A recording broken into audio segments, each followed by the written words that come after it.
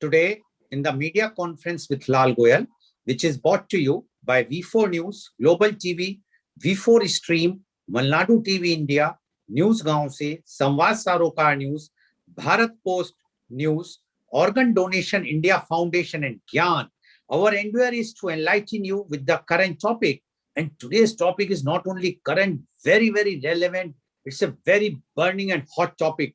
And the topic is employability skills. Employability is related to work and the ability to be employed. Having a degree already puts you at a great advantage when it comes to looking for jobs. Being able to prove that you can complete a challenging academic qualification is likely to put you in any employer's good books. But when it gets around to getting your first graduate job, you might struggle if you rely on just your degree being enough to owe the employer. Employability is the quality of being suitable for paid work. Employability is related to work and the ability to be employed, such as the ability to gain initial employment, hence the interest in ensuring the key competencies, careers, advice, and an understanding about the world of work are embedded in the education system. The ability to maintain employment and make transitions between jobs and roles within the same organization to meet new job requirements. The ability to obtain new employment if required, that is, to be independent in the labor market by being willing and able to manage their own employment transitions between and within organizations. The continuously fulfilling, acquiring, or creating of work through the optimal use of efforts. Lee Harvey defines employability as the ability of a graduate to get a satisfying job, stating that job acquisition should not be prioritized over preparedness for employment to avoid pseudo measure of individual employability. Lee argues that employability is not a set of skills, but a range of experiences and attributes developed through higher level learning. Thus, employability is not a product, but a process of learning. Employability continues to develop because the graduate, once employed, does not stop learning, that is continuous learning. Thus, employability by this definition is about learning, not least learning how to learn, and it is about empowering learners as critical, reflective citizens. Harvey's definition is important for it emphasizes the employability of graduates, hence able to provide insight about how to measure graduates' employability and what are the differences between graduates and experienced individuals in the labor market. There are numerous terms for employability skills. They are often used interchangeable with terms such as soft skills, generic skills, 21st century skills, generic attributes, transferable skills, generic competencies, and holistic competencies. Chan at the University of Hong Kong uses holistic competencies as an umbrella term, inclusive of different types of generic skills. For example, critical thinking, problem-solving skills, positive values, attitudes, resilience, appreciation for others, which are essential for students, lifelong learning, and whole person development. In order to understand how holistic competencies should be developed based on student perception, the Holistic Competency Development Framework, HCDF, was developed.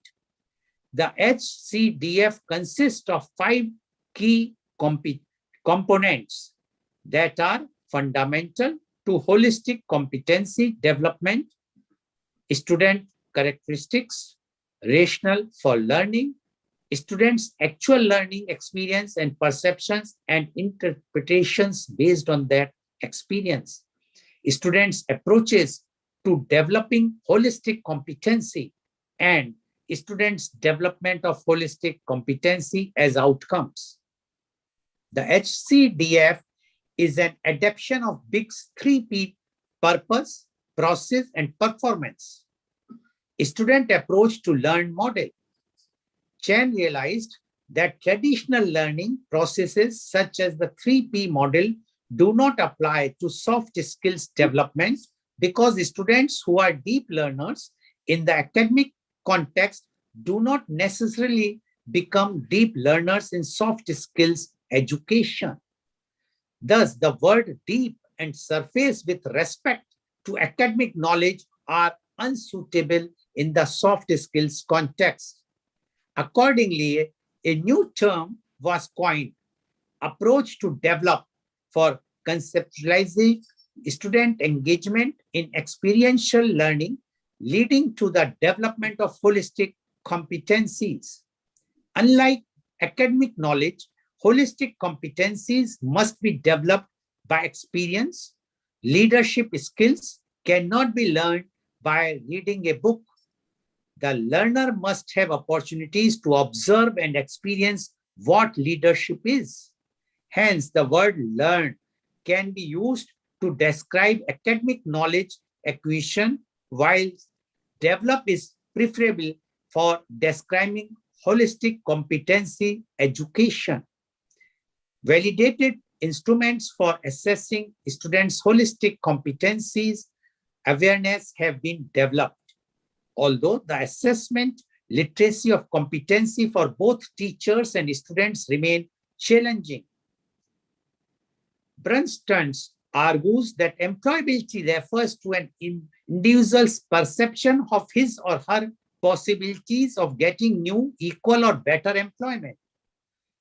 Brunstone's study differentiates employability into two main categories: actual employability, that is objective employability, and perceived employability, that is subjective employability. Research into employability is not a single cohesive body work. Employability is investigated in the field of industrial and organizational psychology, career development, industrial sociology, and the sociology of education, among others. Several employability definitions have been developed based on or including input from business and industry. In the United States, an employability skills framework was developed through a collaboration of employers, educators, human resources associations, and labor market associations. This framework states employability skills are general skills that are necessary for success in the labor market at all employment levels and in all sectors. After conducting research with employers across Canada, the Conference Board of Canada released Employability Skills 2000 plus, which defines employability as the skills you need to enter, stay in, and progress in the world of work. Saunders and Goel found that employers valued personal qualities such as dependability and enthusiasm over subject knowledge and ability to negotiate. Less than half of the Indian graduates are employable, reveals the 8th edition of the India Skills Report ISR, released recently. In 2021, as many as 45.9% of graduates are employable. It declined from 46.21% in 2020 and 47.38% in 2019, reveals the report. MCA graduates are the least in terms of employability, as only 22.42% of them are employable, followed by Polytechnic at 25.02%. In contrast to the common belief, it is the B.Tech graduates who are most employable with 46.82%, followed closely by MBAs at 46.59%, states the report. The report shows that women are more employable than men. However, despite women being more hireable, it is the men who secure most jobs. On average, 64% of all professionals are men, while only 36% of the workforce are women in India as per the report. The intent was at 15% in 2019, down to 10% in 2020, and currently at 19% in 2021 as per the report. This year, the hiring is expected to be the most in the BFSI, software, hardware, and the IT and internet businesses.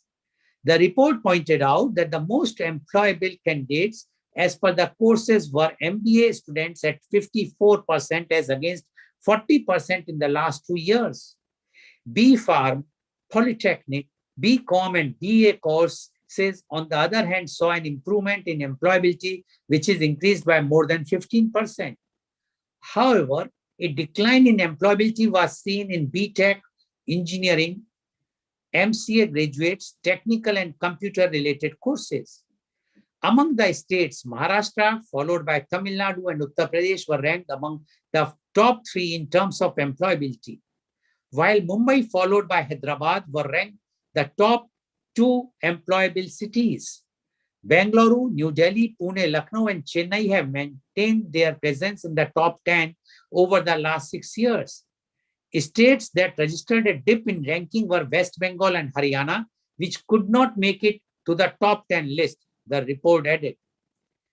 Our Honorable Prime Minister, Mr. Modi's vision of India becoming a $5 trillion economy requires increasing the per capita income of Indians, which can happen only when people get employment, which consequently demands the skills and useful talent.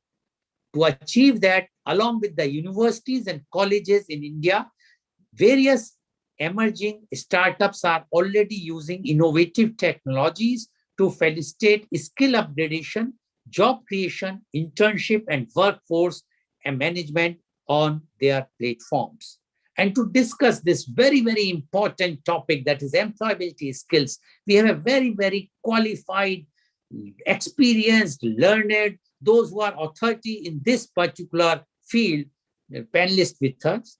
I would like to invite my first panelist guest, and he is Professor Dr. Pramod Pathak. Professor Dr. Pramod Pathak is reputed international corporate trainer, public speaker, blogger, and columnist. He is the former professor and head of the management studies, IIT Dhanbad. He is postgraduate in psychology and an MBA with PhD in stress management from Banaras Hindu University.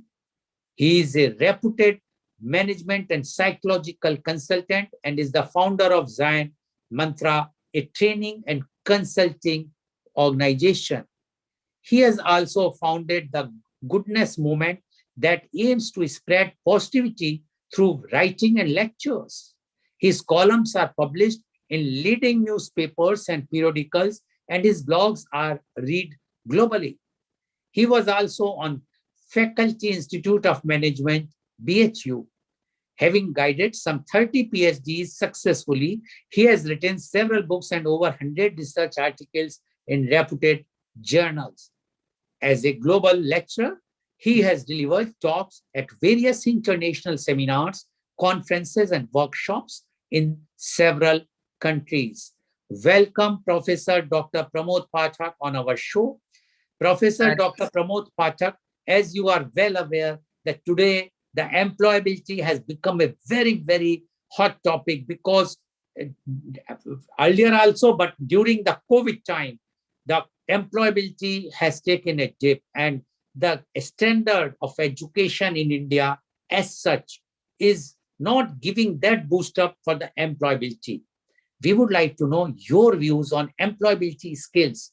Professor Dr. Pramod Pathak, please. Thanks a lot, Goel Sahab, for giving me this big opportunity to discuss a very critical aspect these days. In fact, I'll try to, although employability is a basket of skills that is required in most professions, I will confine myself particularly to the management graduates, which is, of course, the most sought after profession these days and the most sought after qualifications also. Before I deliberate on the subject per se, I'd like to take you back some 600 years ago. It was somewhere around, I think, 15th century or 14th century, when the British statesman Sir Thomas More, he raised a very pertinent question: why enterprises fail? And then he also gave a probable answer that they fail because of poor management. But for all those 600 years, we have still not been able to define what good management is all about. And that is where we need to discuss and deliberate upon the need for employability skills for managers, because there are, uh, in fact, thousands and thousands of management schools all over the world. And I think there's a mad rush for some programs, and there are some programs where there are few takers, and all the people who are trying to get management degrees hope for getting an employment in the industry. But the big question is whether the schools are able to inculcate those skills which the market wants. And there lies the big question: what are these employability skills which the industry keeps on demanding from the management students? In fact, employability is an umbrella term which can mean many things to many people. But as a student of management and psychology for the last around 3 to 4 decades, I think that there are three broad categories of skill sets, or three broad categories of skill areas which are important. And in management literature, we call them KSA: knowledge, skills, and attitude. Knowledge, of course, is what we try to impart in those business schools in terms of the curriculum, in terms of the literature we provide to students, in terms of the classroom lectures and other things. But imparting knowledge may not be enough, because when a student of management, he graduates, he is required to translate the knowledge into skills which is useful for the industry and the market. And this transfer of knowledge to skills is a difficult issue. And then this requires another set of skills, which we call what you mentioned about in your introduction, soft skills. We call it attitude. So knowledge, skills, and attitude. And in social sciences also, we talk about the gaps that exist there. So particularly, it is what we call the translation from knowledge to practice. That is very crucial. So there are three things which we talk about in social sciences. In social sciences, we talk about the KAP paradigm: the knowledge, attitude, and practice paradigm. So the assumption is that the knowledge should be able to bring about a change in attitude, and the attitude should be able to make the student apply the skills which he has learned in practice. But as I said, there is a gap between knowledge and attitude. So all knowledge does not necessarily lead to a change in attitude. And even if one is able to change his attitude, he is not able to translate that into practice. So employability skills veers around this basic idea. Now, starting with knowledge first, it is very interesting to note that knowledge has been defined and redefined time and again. And in fact, one big issue these days is that there is a lot of confusion about knowledge and information. So it is often assumed these days that information is knowledge. I have my reservations on this. Information is not knowledge. And that is where the big problem arises, because these days we try to cram up so much of information that the student is not able to apply that information. And that is where the role of a very inherent power is required. The role of what we call, there's some echo.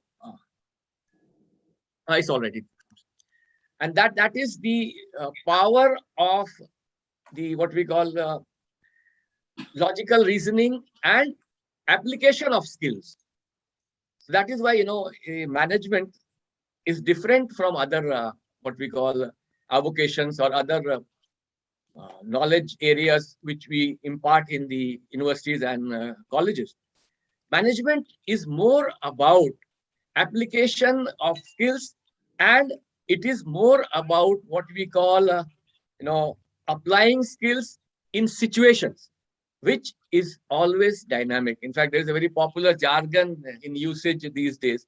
It is called the what we call VUCA world. So VUCA is a coinage which means that we, or the entire business and industry market, it operates in a volatile, uncertain, complex, and ambiguous market. Volatile, uncertain, ambiguous, and complex. VUCA, volatile, uncertain, complex, and ambiguous. Now, this is the nature of the market in which the businesses operate. Naturally, as the acronym goes, it keeps on changing very fast. And the knowledge that has been imparted in business schools becomes irrelevant if it is not attuned to the requirements of the market. So, apart from those 24 or 36 odd papers taught in a semester, in a full course of semesters and trimesters, there are other skills which are very important. And that is where these days people are found wanting. And that is what we call employability skills. So for understanding the demand of employability skills, it is very important to understand what major attributes the manager, potential manager rather, needs to develop or has. Basic attributes. So we have in fact classified them into three broad categories.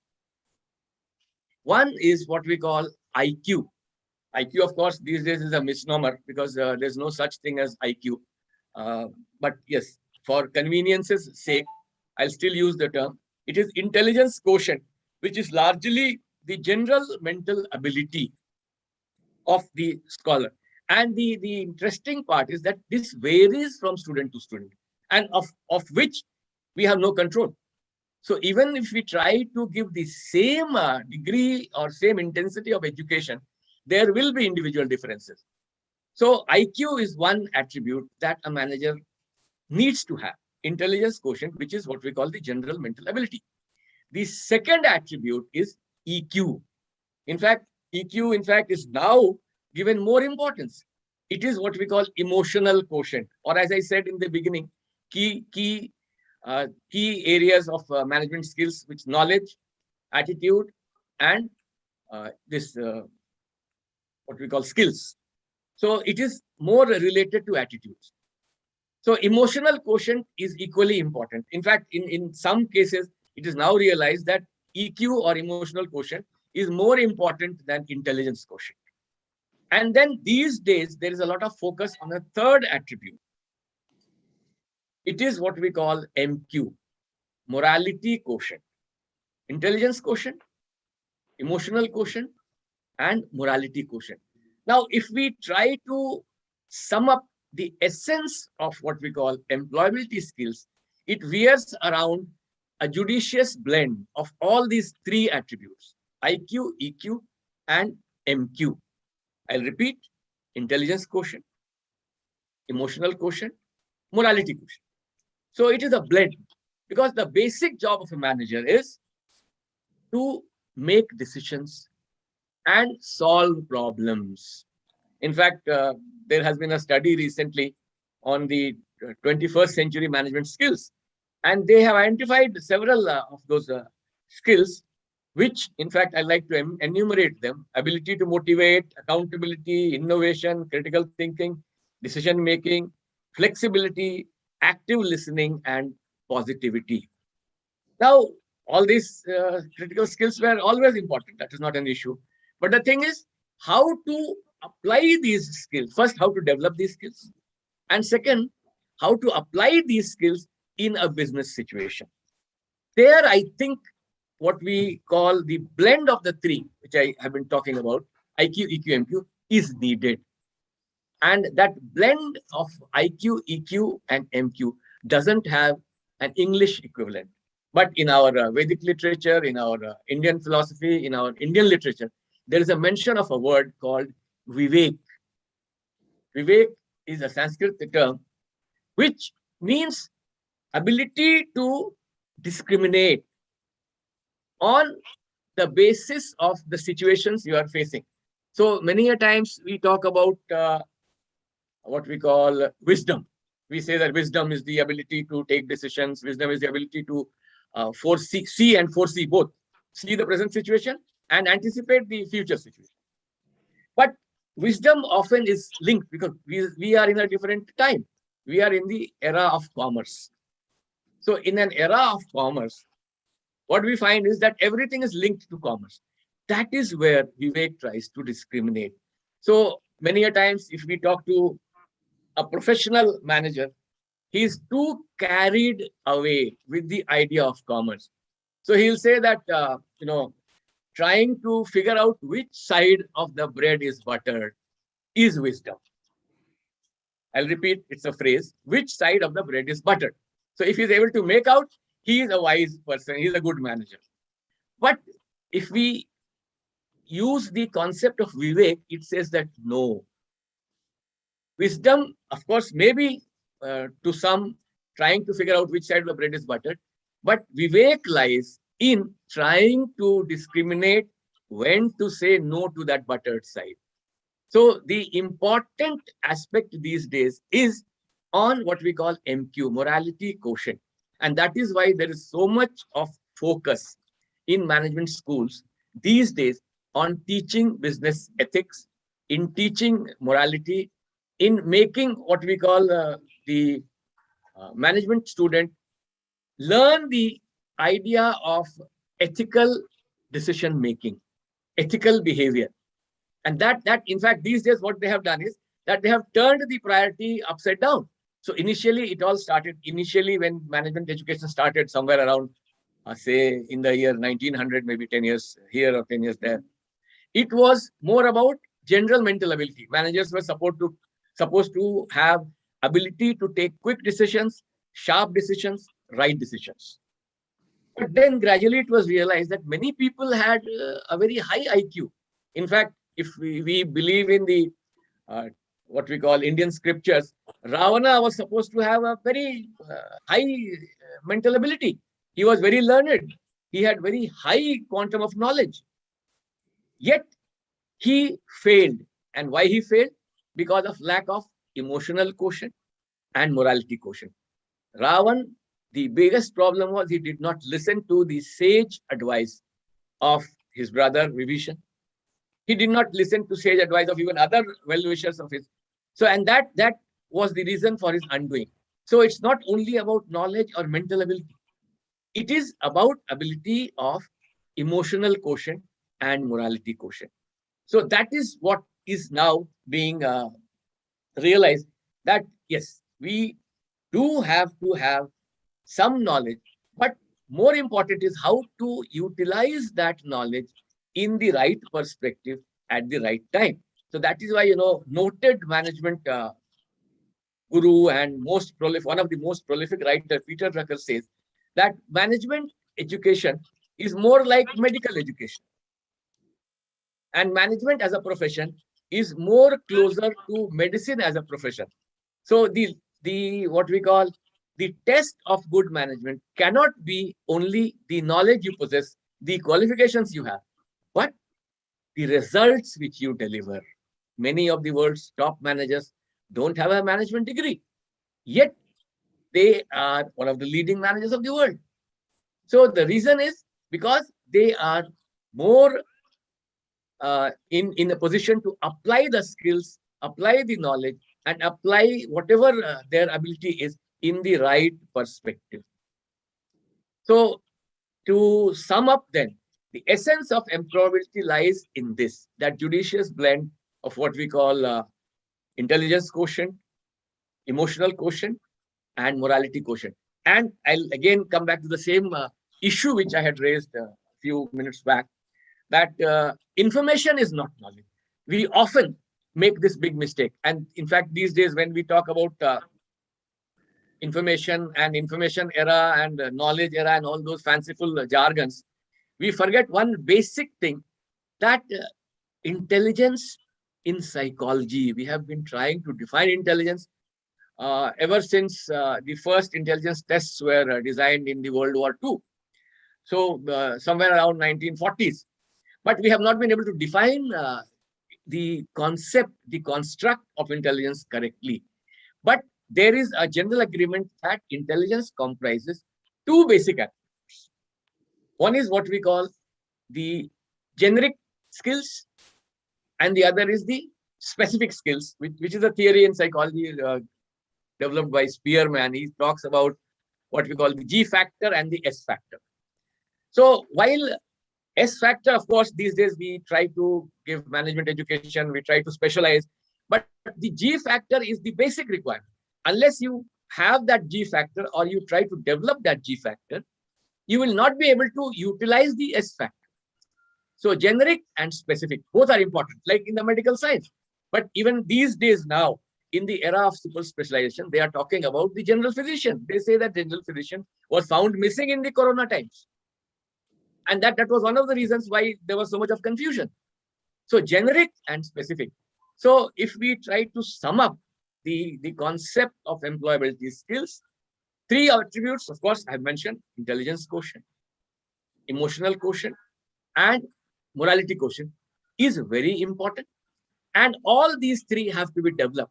And for that, you require a fourth attribute, which is called Kaizen mantra, the ability to learn continuously. That is why I have named that organization as Kaizen mantra. Kaizen, continuous improvement. So unless we have that propensity to continuously learn and develop ourselves, our skills will become irrelevant, as we are seeing today. In fact, you must have seen, and all the viewers must have seen what happened in the corona times. We were not prepared for the situation. No one had anticipated. And the unfortunate part was that we were struggling to carry out life or business as usual. And only with time we could develop those new, what we call digital skills, and we were able to anyhow pull along during the corona times. And I think we are still doing. In fact, no one ever thought that a conference like this can be organized virtual, online, but we are doing it. So we have learned this. And this was possible only because of that attitude that we need to innovate, we need to understand the situation, and we need to adapt ourselves to the demands of the situation. So I think my basic deliverable on the concept of employability skills is that it is some very crucial, yet a very complex basket of skills, which needs to be developed continuously and in sync with the demands of the market. So what they teach in management schools, SWOT analysis, the management students must continuously carry out his own SWOT analysis and try to link his strengths and weaknesses with the opportunities and threats which are available, which are there in the market, and which are continuously changing and posing new challenges. So I think these are some of the ideas which I would like to share with your participants. Thank you. Thank you very much, Professor Pathak, for giving your very, very insight of the employability skills. And as Professor Pathak mentioned, the mantra is IQ, EQ, MQ. And these three combination is required, not only the IQ. And he gives the example of Ravana. Ravana was one of the most knowledgeable person, but he was lacking EQ, the emotional quotient, as well as the moral quotient. And that was very important. And he lacked that. And that's why it was the downfall of Ravana. So he says, for a successful person or a business, these qualities are required. He has given the reference of 600-year-old. The same question was asked, why the business are failing? And this, what is the good business or the bad business? Because the good business can survive. But still the same thing is happening according to Professor Pathak. And he says very, very clearly, until unless you will not have a continuous learning, you cannot, and you will not have the continuous learning to obtain the knowledge along with your emotional as well as moral quotient, then you will not be a successful manager. And to become a successful manager, all these qualities are required, not only the knowledge, but other qualities which he has described in details. So thank you very much, Professor Pathak. I'm sure today's program is very enlightening. Rather, I received a message from a very senior professor in medicine, and he says that today's program we will record and we will show to the students by just seeing the flyer with the topic as well as the panelist he has mentioned to me. It shows that yes, that knowledgeable person like what we have in today's panel, if they will give this type of knowledge, and in one way we can say thanks, although it's not correct, to the COVID, that because of that, we are getting these types of knowledgeable thoughts from across the world, free of charge, and we are giving. Otherwise, it's not possible for a student sitting in a remote place in Himachal or Jammu Kashmir or Tamil Nadu to get such type of thoughts. So thank you very much, Mr. Professor Pathak, for giving your views. Now, I would like to invite my next panelist guest. Thanks. Thanks a lot. Thank you very much. Now, my next panelist is Mr. Pradeep Prasad. Mr. Pradeep Prasad is the former Executive Director, ONGC, a Master's in Management Studies from Banaras Hindu University.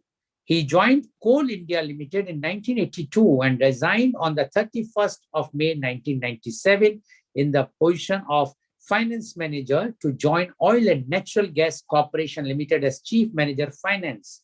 He retired from the same organization, ONGC, as Executive Director of Finance on the 31st of May 2017. With over 36 years of working experience, he has developed specialized knowledge in appraisal of financial models in the exploration and production sector of oil and gas. He has specialized knowledge in auditing of oil and gas fields. He developed 3 internal audit manuals for the organization.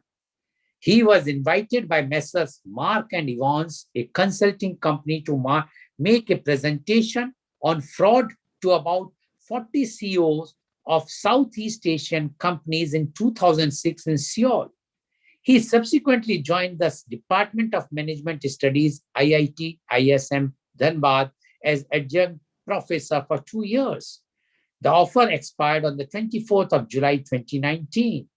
He is working as consultant with iDigital Energy based out of Noida. The company has formulated the risk manual for BPCL, that is a PSU, and NHPC, that is also a PSU.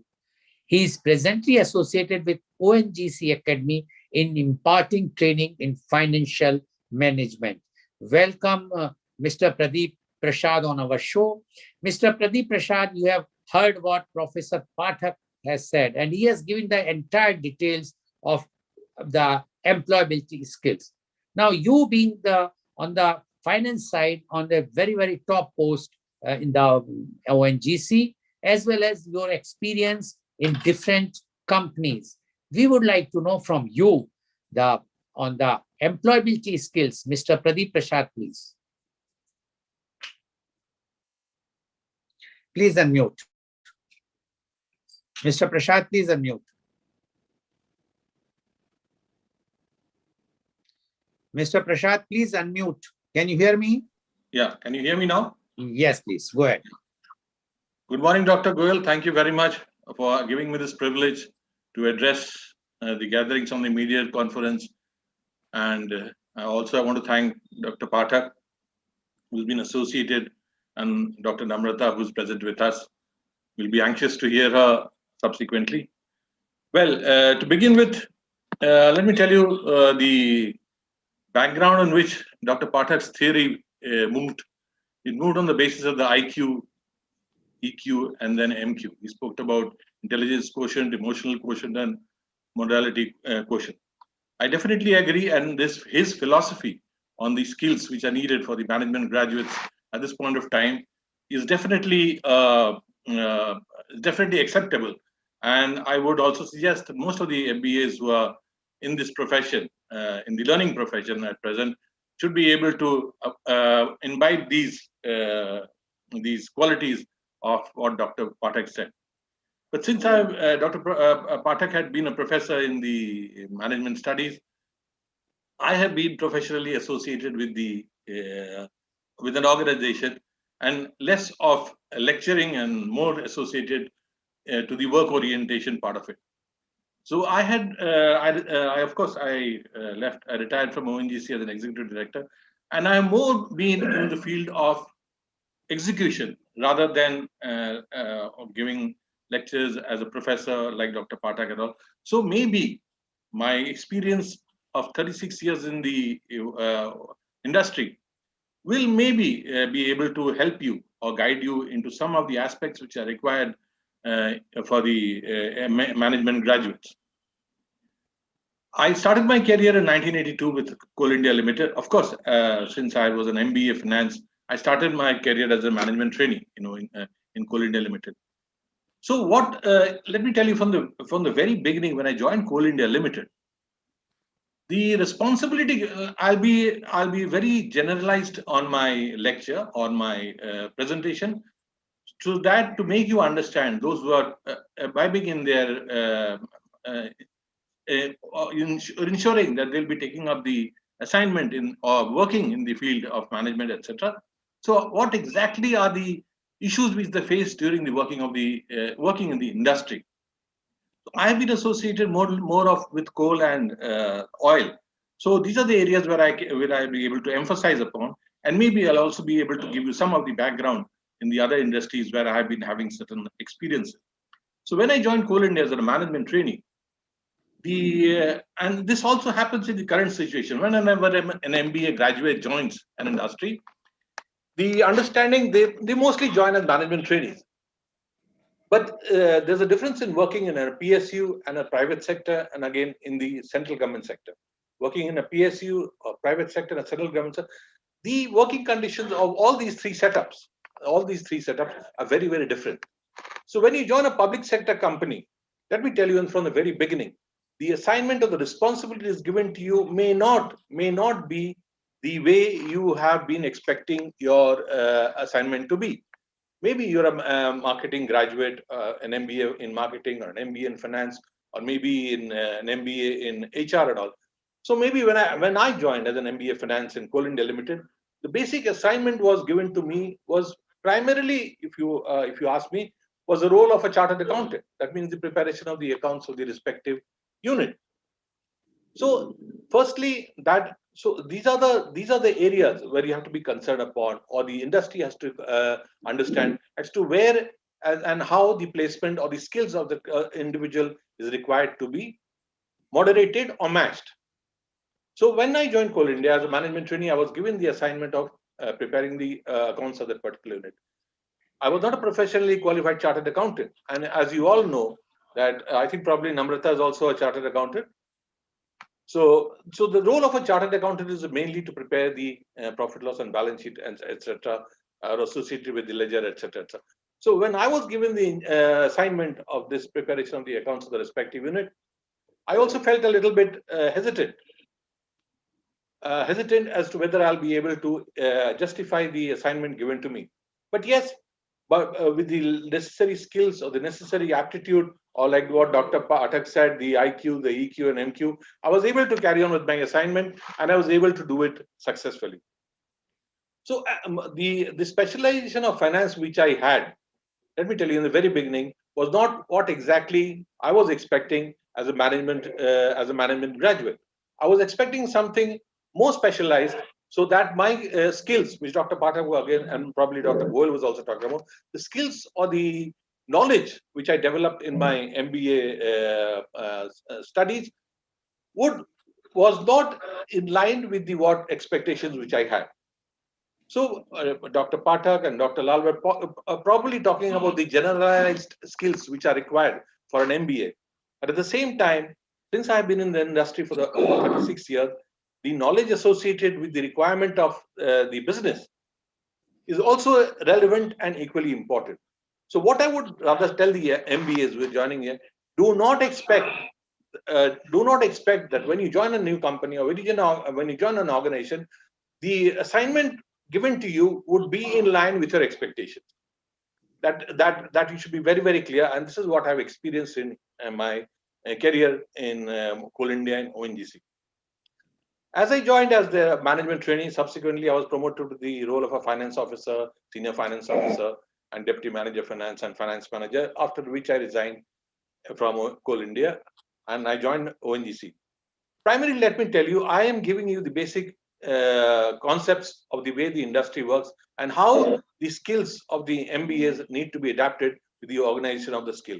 So, let me tell you that what you anticipate in an industry or in an organization where you're going to join, whether it is a PSU or the government setup or the private setup, it may not be in line with the expectation which you intend to have. When I joined ONGC Limited in 1997, after my interview, I was selected and then I was appointed as Chief Manager Finance at ONGC. What I had expected when I joined ONGC is I had an experience of a whole lot of departments like sales tax, income tax, accounting, and fund management, budgeting, etc. So I had anticipated that when I joined ONGC, maybe with my experiences in Coal India Limited, that I had already elaborated.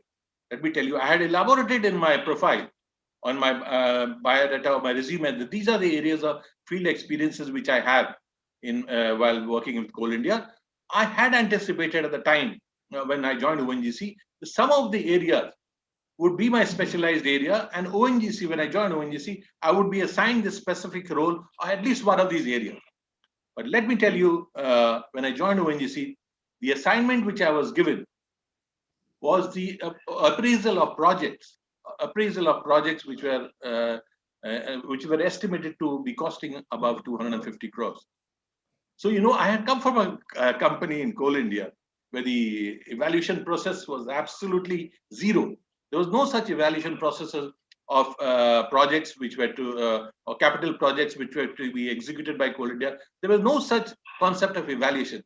Now, let me tell you, not having a bit of an experience about this project evaluation or the methodology in working with Coal India, the way I had grown up in the 15 years when I was at Coal India, how good I could use that knowledge of mine.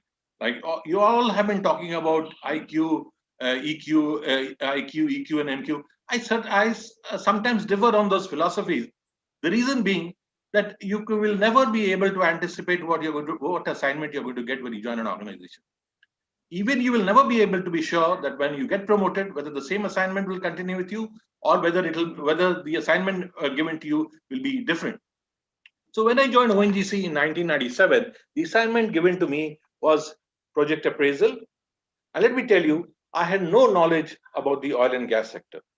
No knowledge of a bit about the oil and gas sector, except that I knew a little bit of coal. Coal was related to energy and oil was also related to energy. And the assignment which was given to me of the appraisal of projects, working out the NPV, IRR, for which maybe I have done it theoretically, like Dr. Pathak said. Theory is very, very different when you come into the organization. When you step your foot into a new organization, how different it is from the theory that you learned in your MBA courses and the implementation of the same in the actual functioning. It is very, very different, let me tell you. It is absolutely different. What you study in the management courses or your syllabuses, and when you try to implement those philosophies or the studies which you have done in the MBA into the industry, it's very, very different. So what I learned in my ONGC, when I was given an assignment to appraise a project which was costing about 500 crores, and 500 crores is not a small amount. For me, when I was in Coal India, that 500 crores seems quite substantial, because 500 crores is not a small amount. An industry could be set up at that 500 crores. So when I was asked to evaluate a project of 500 crores, I was slightly jittery as to what I could do it. But of course, with the knowledge and the concept which I had when I was studying in my MBA, working out the IRR and NPV of the projects and all, that fundamentals which was there playing behind my mind, I was able to do my job or to carry out the assignment in the way somewhat expected from me. To some extent, I was able to satisfy the management that yes, my knowledge of learning in my MBA days was fruitful and slightly acceptable to that. Then after but let me tell you again, once again, I want to reiterate that the statement I'm giving you the industry's perspective as to what are the skills which are expected from you when you join an organization or when you take up additional responsibilities, higher responsibilities in an organization. It is very, very different from your studies or your professional qualification which you have attained. Subsequently to that of my project appraisal section, I was posted in a department which was internal audit. So you know how internal audit is very, very different from the normal functions of the finance function. A normal internal audit is very, very different from the normal finance function. When I joined internal audit, I was expected to know all the technicalities of the oil and gas sector, which coming from a coal background, I had very, very less knowledge on that. I was to know the intricacies of oil production. I was to know the intricacies of oil refining. I was supposed to know the intricacies of all the various functions and the different equipments and the different machines which are used in the processing of the crude oil, etc. So now you know how different it is from the skills which you have developed and the implementation of the skills in the industry which you are joining or which you are adapting yourself to be. So when I was posted in the internal audit department, I had, as I told you earlier, that I had to have the basic knowledge, at least the fundamentals of the oil industry, which I was absolutely lacking.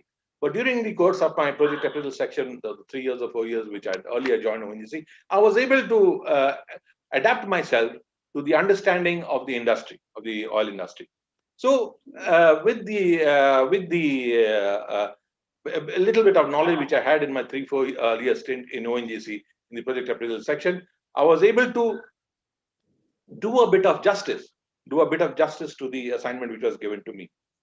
I was able to carry on with the audit perspective, of course, with the finance background which I had, because all finance executives are supposed to understand and have a little bit of technical knowledge in the on the process of the assignment which they are carrying out.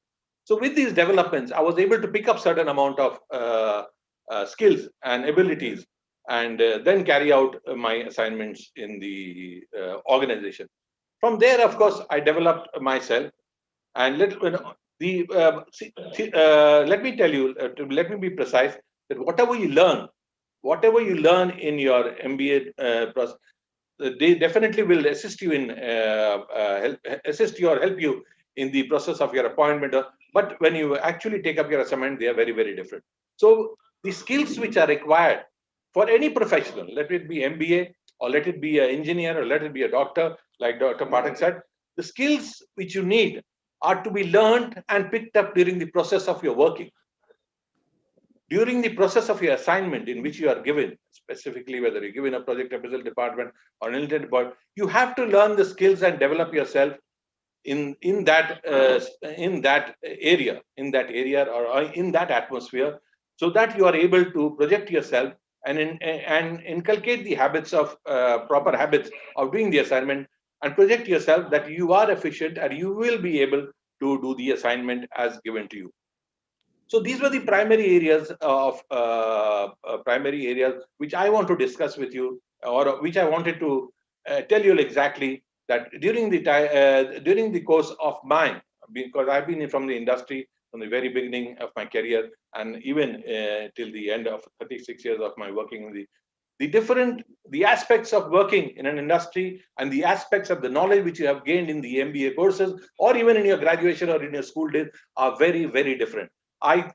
Very, very different. So that when you join an industry, so once you start your career in industry, you may have to acquire the skills, not through some portion of course, through your books and the knowledge which you have developed, but mostly through your association, through your knowledge, and through your hard work. My primary concern is through the hard work in ascertaining the skills and the knowledge which you need from your working experience. Develop on that. Develop on that, and as Dr. Pathak said, it's a continuous evolution. Sorry, it's a continuous evaluation of learning from the most junior most position which you have been holding in the organization to the most senior most position which you have acquired in the organization. So these are the basic fundamental. Theoretically, I could have given you a lecture on a 10-page write out from the internet, which I could have downloaded and spoke to you about a whole lot of things. But these are the practical aspects from the industry which I've been telling you, and these I think Dr. Goel as well as Dr. Pathak and probably Namrata will agree with me that these are the principal basic philosophies of working in an industry and the basic skills which you need to develop when you're working in the industry. Thank you, Dr. Goel. Thank you, Dr. Pathak, and of course for your patient hearing. And of course, we would love to hear what Dr. Namrata has to tell us. Thank you, Dr. Goel. Thank you, Mr. Prashad, for giving your details about your own experiences. What is the industry require? And he has mentioned very clearly that whatsoever he has learned in his college time or the school time or even in the MBA, when he joined the Coal India and subsequently the ONGC, the task which was assigned to him was totally different. And that's what he says, the basic knowledge is required, but one should not think that whatsoever he has learned, the same thing he is going to get from the industry, and that he has to be assigned the same thing. For that, one has to be prepared. And that's why all aspects of whether it's IQ, EQ, or MQ, as well as the practicality, one should learn if they want to be successful. But the basics knowledge is required to just for getting the basic idea, but one has to be ready, because the industry will give you anything which is not even you have learned or you are not interested or you have not been specialized in that. But if your basics are clear, if your basic fundas are clear, you can very well take up the challenges and the work that you can do. But according to him, we have to change the concept, what we are teaching nowadays. It should be very practical. What is required by the industry, one must and do the changes in the education system accordingly, so that the student who comes out, we can have that employability skills and get the work done in the organization. Thank you very much, Mr. Prashad, for sharing your own personal experiences, which are, I'm sure, very beneficial for the students as well as the faculties, the teachers. They should know that what is happening today, and it's changing. It's a very dynamic situation today. Everything is changing very fast. One should know what the industry requires today, and accordingly, they must teach. And the students should also know what type of industry they are joining, what challenges or what things they can assign you. So one has to be very, very clear. Thank you very much, Mr. Prashad. I'm sure today's thing is very, very enlightening. This program is very enlightening for everyone. Thank you very much. Thank you, Dr. Goel. Thank you very much. Now, I would like to invite my next panelist guest, and she is Dr. Namrata Shukla. Dr. Namrata Shukla is the independent management consultant at Muscat. She has over 12 years of experience in teaching, training, consulting, counseling, and mindfulness. She is a PhD in management, CSR, from IIT ISM and a certified mindfulness coach from Berkeley, UC. She has experience in teaching and training both Indian and international students. Even while teaching, she was actively engaged in training students and making them market ready for jobs. She has designed training programs, especially for BBA and MBA students in the areas of personality development, effective communication, interview skills, among others. Her areas of expertise include communication, personality development, OB, CSR, mindfulness, and stress management. She is also co-founder of Zen Mantra, which focuses on training, consulting, and counseling. Welcome, Dr. Shukla, on our show. Dr. Shukla, you have heard what your earlier panelist has mentioned very, very clearly, Professor Pathak as well as Mr. Prashad, and they have given their views on the employability skills.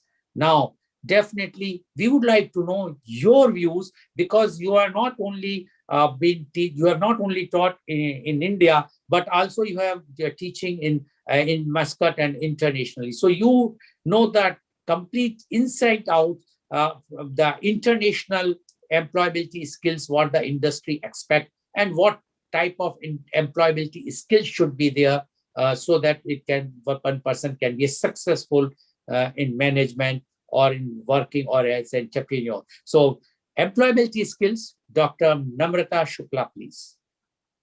Thank you. Good morning, everyone. And first of all, I would like to thank Dr. Goel for giving me this opportunity to share my views on such an important topic these days. So, thank you so much, and my greetings to the panelists. So, a lot of thing has been already shared, like a lot of data that you have shared, and a lot of wisdom and experiences shared by the panelists that have the rich experience. So it quite enlightened me. So I was about to share a lot of data, which you have already shared. So I'll not get into that much of details. But as I have worked as a recruiter in industry, I have worked as an academician, and now to get to the root of the problem, I took up training as a profession, because with my experience as a recruiter and an academician, I have found that the students that are facing employment problems, or even when I was a recruiter, the candidates facing employment issues was not more because of what they get, the type of education they get at a higher level, the higher education that we call, but it's most of the time that our personality has shaped up over the years. Now, for example, like Dr. Pathak said, that in MBA we teach students about management skills, about problem solving skills, about critical thinking. In management, I am also a management graduate, so a lot of things are taught in management. But like, if we think that whatever our personality has shaped for the past 20-24 years, and by the time we get to management education, so how much can the management teachers change the personality of students in a span of 2 years, apart from giving them the management knowledge? So I believe that shaping a personality right from childhood will improve employability skills. Now, India is full of youth, and in India, people get scared seeing the unemployment data. But unemployment is not a problem in India. The problem in India is unemployability.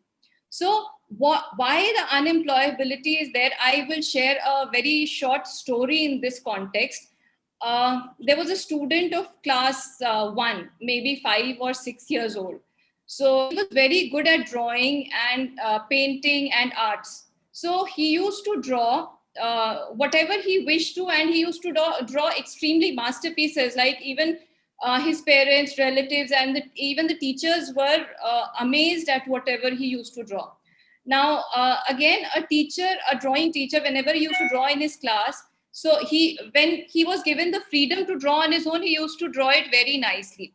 But the teacher asked him, draw sun as a circle, draw a flower which is only pink in color, draw a leaf which is only green in color. And gradually what happened, the child loses interest in painting and drawing. So that's what our school education is doing. Even many of the industry experts feel that most of the time what happens is we are not imparting the right kind of education to children in school. So the school education is the problem. So once that changes, once we are flexible at the level, because most of the time the curriculum is such that our focus is only on whatever subjects are there, whatever, we are more focused on marks, like getting 90%, getting 95%. So most of the time our focus is on marks. But with my experience and my research, whatever I have realized, most of the students who are very good at attaining marks till the till class 10th or 12th maybe. So they usually don't do well in their professional life. This is my personal experience, my research on my batch in school and my previous and the batches before and after me. So that's my personal research, and whatever I have researched while teaching and while working as a recruiter. So all those things, because the students who are very good at studies up till 10th or 12th standards, their focus is only getting the knowledge, only not even knowledge, I would say, only learning, only memorizing things that are given in the books, and they get the marks easily. That's very simple. Even when 10th and 12th results every year, it's out in the months of May and June. So they say 99% pass percentage is in most of the schools, 95%, 90, and nowadays marks has become like just peanuts. Everybody is getting above 90%. So if you're getting above 90%, you're intelligent. But no, according to me, that's not the case. Even here, when I was teaching as an academician here, so most of the students, here language definitely is a problem. So they're not able to communicate well. So what happens when they're not able to communicate well, when they join the BBA course, first 3 to 6 months, they are given a foundation course to complete. Now, in that foundation course, what we have? We have mathematical abilities or problem solving abilities, communication, and interactive skills. So they are only taught the basic skills that they did not receive in their school education. So we need to first focus on improving our curriculum at school level, changing curriculum at management level. I don't know. I'm sorry, Dr. Bhatak, but I don't know whether changing the curriculum or training students at management level, how much it will be possible, because personality doesn't change overnight. Personality shapes up with each and every experience we go through every day. And by the time you are an adult, by the time you are 18 years, so things you become more repulsive. You are not ready to change and accept things easily, whatever your mind. So for learning skills, it's very important that we keep the minds of our children, our next generation, open. They must be open to learning. Now, with that, I'll give a very simple example. My younger child, he is a kindergarten student of KG1. So her teacher was teaching how to write the alphabet W. Now, there are many font styles to write W. Now, when the student is writing W as in U with a W, the teacher says it's correct. And if the child misses out on a swing in a W, and when he writes a W with a pointed V, the teacher says that W is wrong. Now the child tells me that no, mama, this type of W is wrong. This is not the right way to write W. But a W is a W, whichever way you write. So we are, compressing our children's capabilities. We are compressing what do they think. So even while researching on employability skills, I found that employers look for candidates who are good at problem solving, who are good at critical thinking, or what we call out of the box thinking, who are good at making very quick decisions, who are good at communicating well, effectively communicating. So nowadays, students are only focused on technological education.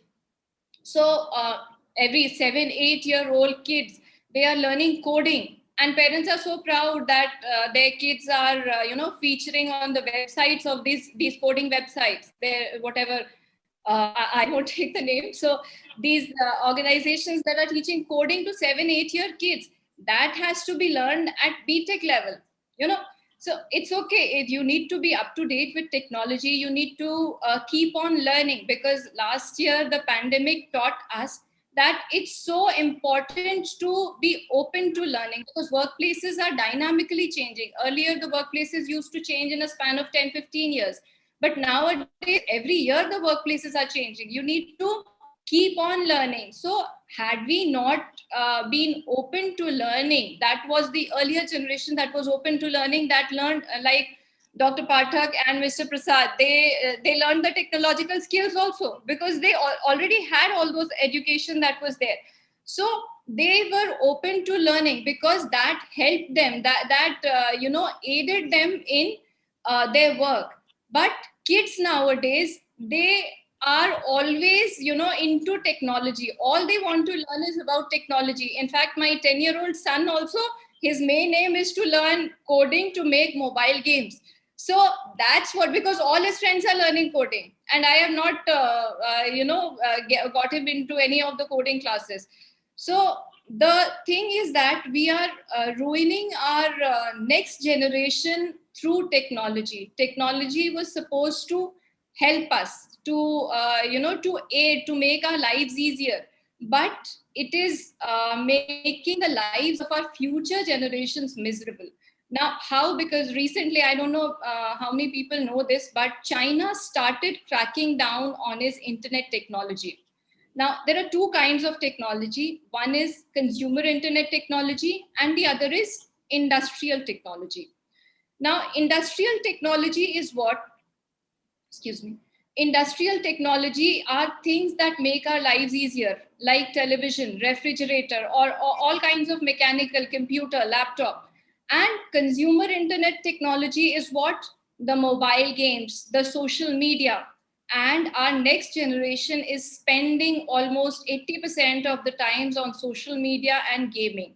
So to curb that, China recently cracked down on all of its, technological companies, and it asked them to stop providing, gaming facilities. It has curbed that in a week, not more than 1 hour should be spent on gaming. And also kids, they are spending so much time on social media. Everybody is making videos on YouTube. Even 5-year 6-year-old kids are having their YouTube channel. Parents are so proud, but that will not help them 20 years later. So we need to, and I think China has done a very right thing, because 20 years later, if this consumer internet technology, if it eats up our generation, our whole world will be doomed. So it's very important to understand that what skills, because they cannot think beyond technology, they cannot think beyond coding, they cannot think beyond social media. So we need to make them learn. Of course, as Dr. Pathak said, EQ and MQ are way above IQ.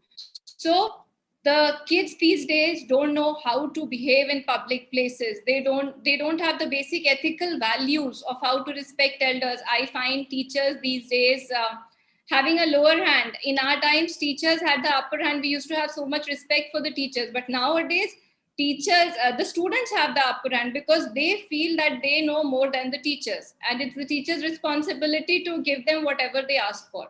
So that was my experience as a teacher and as an academician.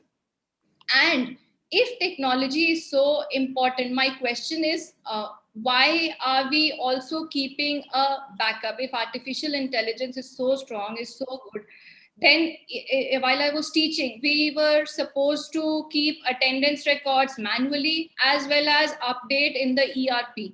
Now, what's the point in, increasing the task on the teachers? Teaching has become only 10% of the job, and 90% of the time teachers are engaged into learning all these technological advancements and getting into all these hassles. So when we focus more on teaching and making the kids learn, we need to make the kids more open to learn. So kids nowadays are not open to learning. So my take on employability skills is that we don't need to focus much on management students or BTech students, because as we see the data, the kids after BTech, more than 60% are unemployed. After MBA, more than 50% are unemployed. So in a span of 4 years in BTech, or in a span of 2 years in MBA, we cannot change the personality of the students. that will happen only when the kids are tender, because at a tender age it's easy to inculcate values. It's easy to imbibe whatever skills we want. So those skills have to be inculcated from a very early stage.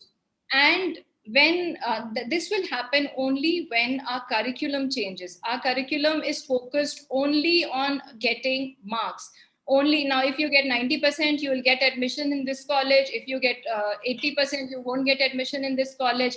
And nowadays, even parents set a benchmark that if you get 95%, you'll get an Apple iPhone. So the kid is not working for 95% marks. The kid is working to get an Apple iPhone. So that's what the problem is. When the kids start to learn, start to understand that they need to learn employability skills for their well-being and not to get an iPhone or any gadget or any PS4, PlayStations or all those things. So they need to understand that. So, and as parents also, I think we have to stop bribing our kids to get the marks. Marks is just a number. You can get 80%, you can get 40%, you can get 90%. And I know my batchmates, in my batch, when I was in class 12, so my batch was 2001 batch, I passed out 12th standard from ISC. So what happens in my batch, none of the... Please be brief. Okay, I'll just summarize it. So most of the students who were, very good at marks, they did not do very well professionally. And the students who were average and open to learning, they are doing much better in their professional world. So that's my take on that, that employability skills and training need to be provided at the root level rather than at an upper level. So definitely starting early gives an advantage to the students. So thank you for that. Thank you very much, Dr. Shukla. And Dr. Shukla has given a new aspect. She says, why BTech or MTech or BA, MBA or BBA? Why not from the grassroots, the childhood, when in the primary section? And she has given all the details in which are very, very enlightening. And I'm sure today's program, from all the three aspects which we have heard, the higher education, the industry point of view, as well as the primary education, how the things are required if the employability skills have to increase, especially in India. Thank you very much. Paucity of time, so I will not be able to summarize your thing, but you have already given very, very clear views. Now, my question goes to Professor Pathak. Professor Pathak, that's fine. We all understand the employability skills not there in India for many reasons. Do you think the NEP, the National Education Policy 2020, will be the game changer and will bring the employability skill in the future? What do you say about that? Time is short, so not more than 1 or 2 minutes, please. NEP has tried to address this issue, definitely. And because they have tried to bring in a number of changes according to the demands of the situation. But I think there is one basic issue involved. And that issue is that intent and results. They are two different things. So again, I'll go back to my basic, what we call basic assessment of the whole thing, that we do focus on knowledge and intent, but when it comes to translating them into results, we lack there. So that knowledge, attitude, and practice gap will, still hamper our objectives of achieving employability if NEP is not addressed very practically, very what we call judiciously. So NEP is well aimed, well planned, well designed, but when it comes to translating that on the ground level, I think some special emphasis has to be given. And in fact, that is what we lack in most of the cases. Our intentions are very clear, but those intentions don't translate into results. Okay, thank you. Thank you very much, Professor Pathak. Now my question goes to Mr. Prashad. Mr. Prashad, you mentioned that the industry, the expectation of industry is totally different than what the teaching is going on right now. Don't you think the industry's role in education is required now? like in the final year of MBA or MTech or BTech, some training program on the site, not on the industry side, but in the universities or the institutions for last 3 months or 6 months, instead of they are just going for a campus interview and doing employing, why not they have the 3 months, final 3 months, their own people from the industry go there, assess those students, give them those training which they expect in their industry will be more fruitful than only that they are picking up on the campus issue and then they train in their place. What you say about that, Mr. Prashad? Rightly pointed out, Dr. Goel, that things uh, earlier things were not non coherent. They were not coherent with the requirement of the industry, and the teaching philosophies of the MBA institutes or the engineering institutes were not tuned in the right perspective of the requirement of the industry. But now, as you rightly said, the industry is learning in the process to understand. The industry now, each every industry is understanding the requirement of the requirement and the qualities of employability, and the quality of the employability they need in each aspirants for that particular kind of job. So the industry is also in the process. The industry has learned in the last 50-60 years. I have seen a number of industries picking up the right people at the right point of time, by either through the campus interview, or the industry is also associated. Many of the private industries like Infosys, even Mahindra Tech, Mahindra Technology, etc., they are also associated with the colleges and the universities also. They get themselves associated with the students to understand the virtues of those students, to understand the requirement of the industry per se, and then accordingly the students or the students are accordingly trained in the line with the requirement of the industry. There has been a development, there has been a philosophical change in the way education is being taught to these students of either be it MTech, BTech, or the MBA. And now the industry and the institutes are trying to be coherent together to understand each other's requirement and accordingly delve on that and develop on that, and then come out with a standard which would be both suited for the industry as well as the institute. Like Dr. Pathak said, he spoke about the national education policy. If they are not attuned, if those efforts have been made in the national education policy to get in line with the requirement of the industry per se, I would say industry, it has not been totally in line with the requirement of the industry, but what per se in line with the industry, there's a need a lot more effort to bring it in line with the requirement of the industry. Thank you, Dr. Goel. Thank you very much, Mr. Prashad, for giving your views. Now my question goes to Dr. Shukla. Dr. Shukla, you have mentioned about the technology. I still remember about 35 years back, the same crisis with the young children in Japan arises when the 6 or 8 years old child used to get a heart attack. And at that time, the Japanese government wanted to change because of that so much pressure on the children at that time.